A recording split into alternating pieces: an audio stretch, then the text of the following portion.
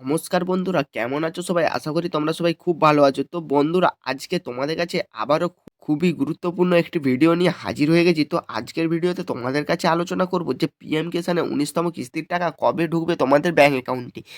ঠিক আছে? এই নিয়ে কিন্তু আজকের ভিডিও তোমাদের কাছে আলোচনা করব। তো তার জন্য বলব ভিডিওটা ১ম থেকে শেষ পর্যন্ত অবশ্যই দেখবে। ভালো লাগলে অবশ্যই একটি লাইক করবে এবং চ্যানেলে নতুনবার যারা আসছো তারা অবশ্যই চ্যানেলটিকে সাবস্ক্রাইব করে পাশে থাকা নোটিফিকেশন বেল আইকনটি প্রেস করে রাখবে, যাতে এরকমই নিত্য নতুন গুরুত্বপূর্ণ আপডেট সবার আগে তোমাদের কাছে পৌঁছে যায়। এবং যারা অলরেডি সাবস্ক্রাইব করে রেখেছো তাদেরকে জানাই অসংখ্য ধন্যবাদ। তো চলো বেশি কথা না বলি, তোমাদের কাছে ভিডিওটা শুরু করা যাক। তো তোমরা কিন্তু এখানে দেখতেই পাচ্ছ, কি বলা রয়েছে দেখতেই পাচ্ছ কিন্তু। তো পিএম কিষাণ প্রকল্পের ১৯তম কিস্তি শীঘ্রই কৃষকদের ব্যাংক অ্যাকাউন্টে পৌঁছে যাবে। কেন্দ্রীয় কৃষিমন্ত্রী শিবরাজ সিং চৌহান সম্প্রতি নিশ্চিত করেছেন যে পরবর্তী কিস্তি ২০২৫ সালের ফেব্রুয়ারির শেষের দিকে জমা হবে। প্রধানমন্ত্রী নরেন্দ্র মোদী ২৪শে ফেব্রুয়ারি বিহার সফর করবেন।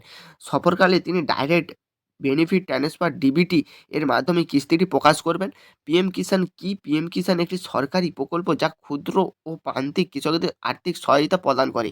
অর্থাৎ তোমরা কিন্তু বুঝতেই পারলে ২৪শে ফেব্রুয়ারি কিন্তু আমাদের প্রধানমন্ত্রী নরেন্দ্র মোদী বিহারে একটি সফর করবেন। সেই সফরের ফলেই তিনি ডিবিটির মাধ্যমে, ডিবিটি অর্থাৎ ডাইরেক্ট বেনিফিট ট্রান্সফারের মাধ্যমে কিন্তু সমস্ত কিস্তিটি প্রকাশ করবেন এবং তাদের ব্যাংক অ্যাকাউন্টে পৌঁছে দেওয়ার চেষ্টা করবেন। ঠিক আছে?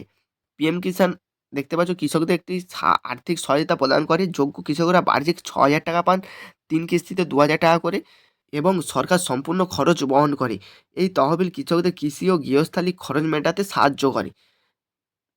ঠিক আছে? তো তোমাদেরকে আরেকটা বিষয় জানিয়ে দিচ্ছি। দেখতে পাচ্ছ কি বলা রয়েছে? একদম এটা অফিসিয়াল ওয়েবসাইট থেকে কিন্তু নেওয়া। ঠিক আছে? এখানে দেখতে পাচ্ছ কি বলা রয়েছে? যারা ভুলভাবে পিএম কিষাণ পেমেন্ট পেয়েছেন তাদের অবশ্যই অর্থ ফেরত দিতে হবে। না হলে জরিমানা ভোগ করতে হবে। ভুল জমি রেকর্ডধারী কৃষকদেরও তদন্তের মুখোমুখি হতে পারে।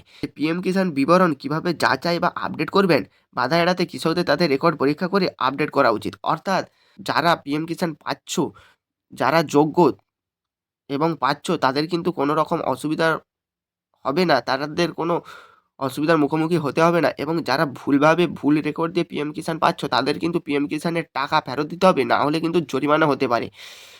সেটাই কিন্তু আজকের অফিসিয়াল ওয়েবসাইটে বলা হয়েছে। তো আরেকটা বিষয় তোমাদেরকে জানিয়ে দেব, তোমরা কিভাবে লাইভ দেখে নিতে পারবে পিএম কিষাণের টাকা কবে ঢুকবে। ঠিক আছে? এইটা তো আমি বলে দিলাম যে ২৪শে ফেব্রুয়ারি ঢুকবে। তোমরা অফিসিয়াল ওয়েবসাইট থেকেও কিন্তু দেখে নিতে পারো। তো দেখো কিভাবে চেক করবে আমি বলে দিচ্ছি। তার জন্য কিন্তু তোমাদের সর্বপ্রথম একটি ওয়েবসাইটে ভিজিট করতে হবে। তোমরা ক্রোম ব্রাউজারে চলে যাবে। তো ক্রোম ব্রাউজারে আসার পর এখানে সার্চ বারে গিয়ে সার্চ করবে পিএম কিষাণ ১৯ ইনস্টলমেন্ট ডেট।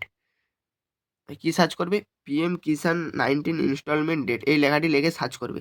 সার্চ করে দেওয়ার পর সঙ্গে, সঙ্গে তোমাদের সামনে অফিসিয়াল ওয়েবসাইট চলে আসবে। দেখতে পাচ্ছ এখানে কি বলা রয়েছে? Prime minister Narendra Modi will visit Bihar on February ২৪। During the visit he will release the instalment via direct benefit transfer অর্থাৎ DBT. What is the PM কিষাণ?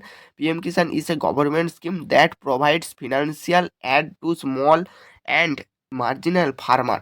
অর্থাৎ ফেব্রুয়ারি কিন্তু ২৪ তারিখে কিন্তু তোমাদের পিএম কিষাণের টাকা সবার অ্যাকাউন্টে কিন্তু ঢুকে যাবে। এই আপডেটটি কিন্তু উঠে এসেছে। দেখতে পাচ্ছ পোস্ট কবে করা হয়েছে? ১০ ঘন্টা আগে।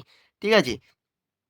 তো বন্ধুরা, এই ছিল আজকের আপডেট। তোমাদেরকে জানিয়ে দিলাম দুভাবে কিভাবে চেক করবে। তোমরা কিন্তু লাইভ ক্রোম ব্রাউজার থেকেও চেক করে নিতে পারবে কবে ঢুকবে তোমাদের টাকা। ঠিক আছে? এবং আমিও কিন্তু বলে দিলাম ফেব্রুয়ারি ২৪ তারিখেই ঢুকবে। তবুও তোমরা কিন্তু চেক করে নিতে পারো।